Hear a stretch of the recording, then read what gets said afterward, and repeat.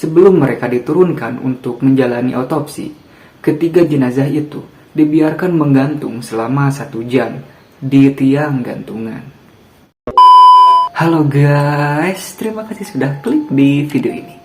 Pada kesempatan kali ini, gua mau bercerita tentang sebuah kasus pembunuhan yang terjadi di negeri jiran, tepatnya di Malaysia.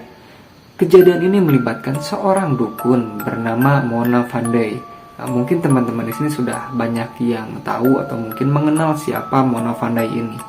Nah, dan yang jadi menariknya nih, karena si Mona Fandey ini sebelum menjadi dukun, dia adalah seorang artis, tepatnya seorang penyanyi di tahun 80-an. Nama asli dari Mona Fandey adalah Maznah binti Aminah yang lahir pada tanggal 1 Januari 1956 di Kangar, Perlis, Malaysia. Mona kecil memiliki cita-cita menjadi seorang penyanyi yang terkenal. Nah, dan cita-citanya itu terwujud pada tahun 1987. Nama Mona Fandey kemudian dikenal publik Malaysia karena single andalannya yang berjudul Ku Nyanyikan Lagu Ini. Namun, karirnya lama-lama kian meredup karena kalah saing dengan penyanyi-penyanyi pendatang baru yang memang bakatnya melebihi Mona. Karena hal ini, Mona beralih profesi menjadi bomoh atau dukun. Nah, dan yang jadi menariknya, setelah Mona beralih profesi menjadi seorang dukun, ternyata karirnya kian melesat. Bahkan, orang-orang politik juga banyak yang menjadi kliennya. Pada tanggal 3 Juli 1993, Mona Fandey sudah berjanji kepada salah satu kliennya bahwa pada malam itu kliennya akan kejatuhan uang dari langit. Nah, dan kliennya itu bernama Mazlan Idris, seorang politikus dari Malaysia. Sebelum pukul 10 malam waktu setempat, Mazlan sudah tiba di rumahnya Mona. Diketahui, Mona saat itu sedang bersama suaminya yang bernama Muhammad Nur Afandi Abdul Rahman beserta asistennya yang bernama Juraimi Hasan. Juraimi pada saat itu membantu semua keperluan ritual penggandaan uang yang dilakukan dengan upacara mandi kembang. Saat itu, uang yang akan digandakan sebanyak 300.000 ringgit Malaysia yang baru saja diambil oleh Mazlan di salah satu bank di Kuala Lumpur. Mazlan memang dikenal sangat ambisius dalam dunia perpolitikannya. Demi hasrat di dunia politiknya, ia pun tergiur akan tawaran Mona dengan penggandaan uang. Meskipun sebenarnya ia tuh kaya, akan tetapi dia masih membutuhkan uang tambahannya yang akhirnya datang menghampiri Mona. Kabarnya, klien yang datang menghampiri Mona itu kebanyakan dari orang-orang politikus. Nah, dan pelayanannya pun juga sangat eksklusif khusus untuk orang-orang politik. Nah, dan beredar kabar juga bahwa jimat pemberian dari si Mona ini dapat membuat beberapa politikus di negeri jiran itu semakin berjaya. Sebelum ritual penggandaan uang yang akan dilakukan Mona kepada Mazlan, kliennya itu sempat bertanya kepada Mona, kapan jimat sakti itu dapat saya ambil? Kemudian Mona pun menjawab, setelah ritual nanti, sambil mengingatkan bahwa ritual ini adalah ritual mandi kembang untuk menggandakan uang dan bukan untuk pengambilan jimat sakti, dan belum waktunya juga untuk menerima jimat sakti itu. Konon katanya, jimat sakti itu dapat membuatnya bisa menjadi seorang tokoh politikus yang kuat dan tak terkalahkan. Nah, usut punya usut nih, ternyata jimat yang dimaksud itu adalah sebuah tongkat dan songkok milik Presiden pertama Indonesia, yaitu Presiden Soekarno. Dan memang benar, Presiden Soekarno memang sering membawa tongkat dan sering menggunakan sebuah songkok ya.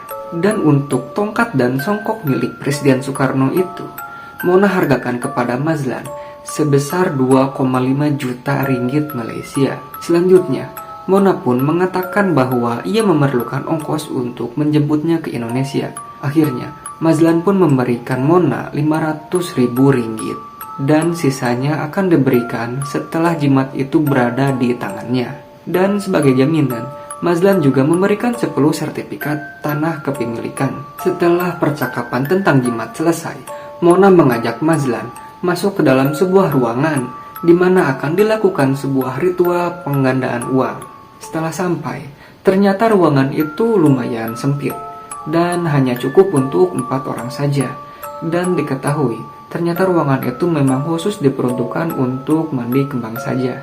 Selanjutnya, Mazlan pun disuruh untuk berbaring di atas lantai oleh Mona yang sebelumnya telah dipersiapkan oleh Juraimi dengan menggunakan selimut yang lumayan tebal. Kemudian, Mazlan pun disuruh Mona untuk menghadap ke atas dengan mata tertutup karena untuk menyambut uang yang akan berjatuhan dari langit. Setelah Mazlan menuruti semua perintah Mona, Afandi, suaminya Mona, memberikan sebuah kode dengan membincangkan mata kepada Juraimi untuk membawa semua peralatan ritual yang sebelumnya telah dipersiapkan. Ternyata, peralatan yang dimaksud adalah sebuah kampak yang tajam yang sebelumnya telah diasah terlebih dahulu. Dan tiba-tiba, sebuah kampak melayang ke lehernya Mazlan. Tubuh Mazlan pun langsung menggelap parah seketika. Dan ternyata tak cukup 1 kali hentakan, Juraimi pun langsung melayangkan 1 kali lagi kampak ke lehernya. Dan lehernya pun langsung putus seketika. Darah pun langsung bercucuran dengan deras ke atas selimut yang berada di bawahnya. Malam itu, Juraimi bekerja keras, memotong-motong tubuh Mazlan menjadi 18 bagian dan dimasukkan ke dalam sebuah ember. Kemudian Mona menghampiri Juraimi yang tengah memotong-motong sebuah tubuh dan memberikannya upah 180 ringgit dan menyuruhnya untuk memasukkan tubuh Mazlan ke dalam sebuah lubang yang sebelumnya telah Juraimi gali di seminggu yang lalu. Ternyata jimat yang dijanjikan Mona itu hanya akal-akalannya saja dan tidak ada niatan untuk pergi ke Indonesia untuk mencari tongkatnya Soekarno. Tujuan utama Mona adalah hanya untuk menggondol uang milik Mazlan. Malam itu, Juraimi dibiarkan sendiri untuk menguburkan potongan-potongan tubuh Mazlan karena Mona dan suaminya langsung berangkat ke Kuala Lumpur untuk berfoya-foya dengan uang dingin. Sehari setelah kejadian, Mona dan suaminya langsung menghambur-hamburkan uang milik Mazlan dengan membeli banyak perhiasan, ponsel, mobil. Bahkan Mona sempat operasi plastik untuk mengencangkan kulitnya dan tidak sedikit pun mengingat Mazlan. Beberapa hari setelah kejadian, pihak keluarga Mazlan pun mulai curiga dan bertanya-tanya kemana Mazlan selama ini. Dan pada akhirnya pihak keluarga pun langsung melapor ke polisi bahwa Mazlan saat ini telah menghilang. Diketahuilah bahwa Mazlan di beberapa waktu kebelakang sering menghampiri sepasang dukun. Segeralah polisi langsung mendatangi rumah milik dukun yang dimaksud, yaitu rumah milik Mona. Sesampainya di rumah Mona, ternyata rumah itu dalam keadaan yang kosong karena mereka sedang berfoya-foya. Akan tetapi, di sanalah polisi mengetahui bahwa Mona dan suaminya tidak hanya tinggal berdua saja, melainkan dengan 1 orang lagi, yaitu Juraimi asistennya. Tak perlu waktu lama bagi pihak kepolisian untuk menemukan Juraimi, karena Juraimi memang sebelumnya sudah tertangkap pihak kepolisian, akan tetapi dengan kasus yang berbeda. Juraimi tertangkap pihak kepolisian dengan kasus penyalahgunaan narkoboy pada tanggal 13 Juli 1993. Pada tanggal 19 Juli 1993, Juraimi mengatakan kepada pihak kepolisian tentang kepergian Mona dan Afandi ke Kuala Lumpur. Akan tetapi, Juraimi masih menutupi aksi bejat yang mereka lakukan kepada Mazlan. Kemudian pihak kepolisian menggeledah rumah milik Mona dan Afandi itu.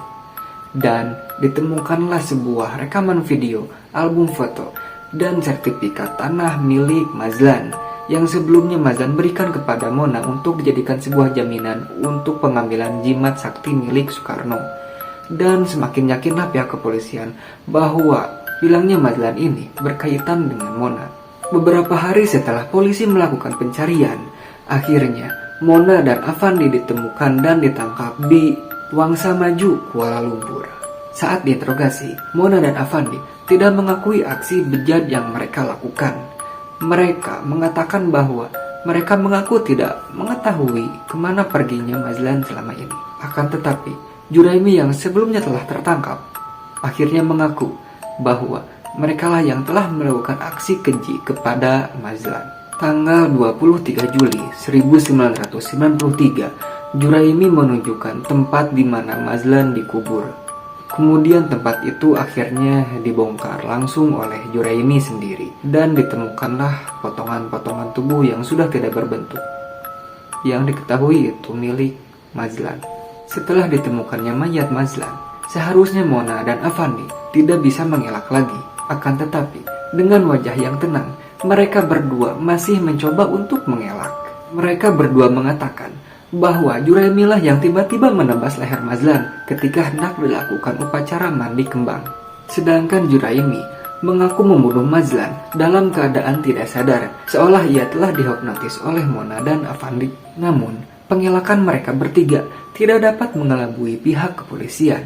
Seminggu setelah penangkapan mereka bertiga, ditemukan pula beberapa kerangka tubuh manusia di beberapa rumah milik Mona dan Avandi yang sebelumnya mereka tinggali. Dan kejadiannya hampir sama dengan kasus Mazlan. Mereka dimutilasi dan dikubur. Ketiganya pun akhirnya dinyatakan bersalah dan dijatuhi hukuman mati dengan cara digantung.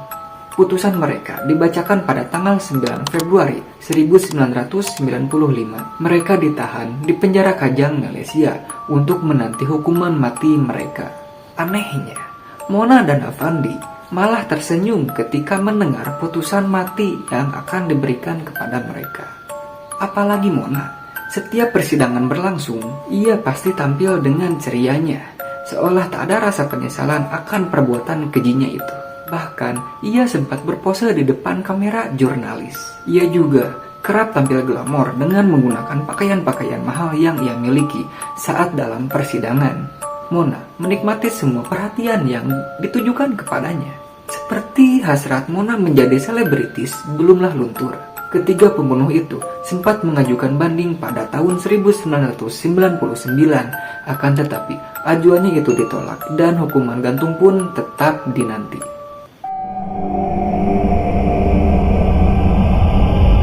Eksekusi mereka ditetapkan pada tanggal 2 November 2001. Sebelum mereka dieksekusi, Mona sering berkata bahwa ia tidak akan mati sambil senyum penuh misteri. Mona mengucapkan kalimat itu dengan berulang-ulang. 8 jam sebelum dieksekusi, mereka diizinkan terlebih dahulu untuk menemui keluarga mereka.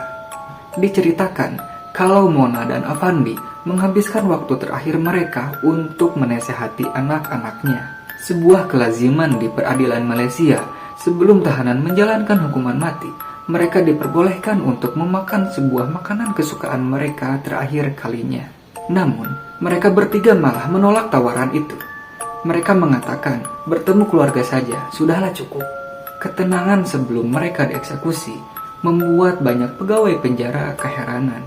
Apalagi, Mona sering mengatakan bahwa ia tidak akan mati, yang menimbulkan pertanyaan di kebanyakan orang.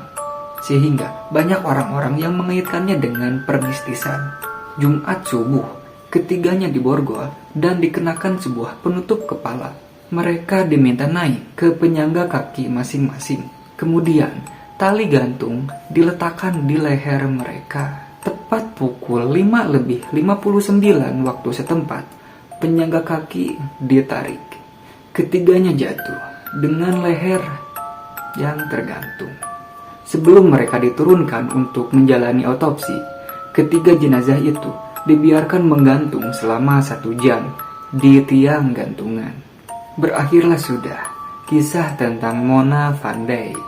Jadi, bagaimana teman-teman di sini menanggapi tentang kejadian Mona Fandey tersebut? Silahkan tulis di kolom komentar. Buat teman-teman yang belum subscribe, silahkan klik dulu subscribe dan tekan loncengnya agar tidak ketinggalan setiap video yang terbaru. Kurang lebihnya mohon maaf, saya Ali Nur Ahmad undur diri.